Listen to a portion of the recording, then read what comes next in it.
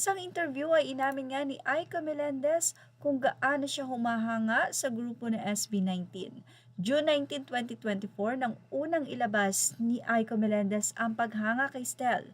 Aniya sa caption, say niya sa caption, Hanep, grabe ang galing ni Stel Ahero sa David Foster concert. Wala pa daw rehearsal yon. I'm in awe, iba talaga ang Pinoys.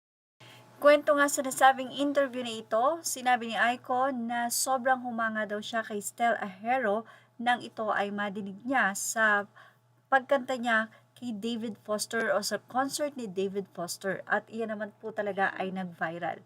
Simula daw noon ay sobrang hangang-hanga siya kay Stel at sa buong grupo ng SB19.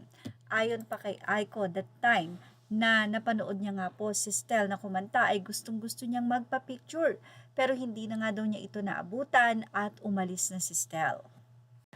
Pagmamalaki pa ni Aiko Melendez sa nasabing interviewer, kilala daw niyang lahat ang SB19 at sobrang hangang-hanga at isa siyang fan.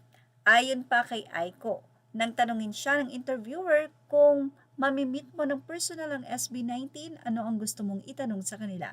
Say ng actress, gusto niyang itanong kung bakit ang galing niyo, bakit sobrang halimaw kayo pag nagper-perform. Dahil dito, maraming mga 18 ang nagpasalamat kay Miss Aiko Melendez sa pagbe-build up niya sa galing nga po ng talent ng mga boys or ng Mahalima or ng SB19. Sobrang marami naman po talagang celebrities ang humahanga sa SB19 at hindi lang yan. Talagang nais nila na makita ng personal, makausap, makapagpa-picture sa nasabi nga pong grupo dahil ang SB19 ay hindi maikakailang nagbigay ng napakalaking pride dito sa Pilipinas and doing it right now, again and again.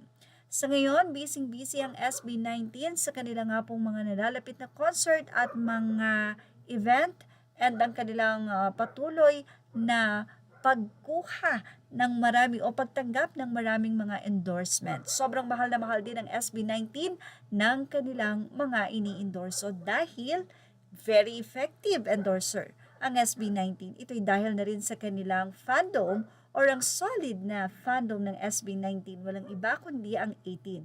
Kaya naman from now on, Miss Aiko, siguradong love na love ka rin nila.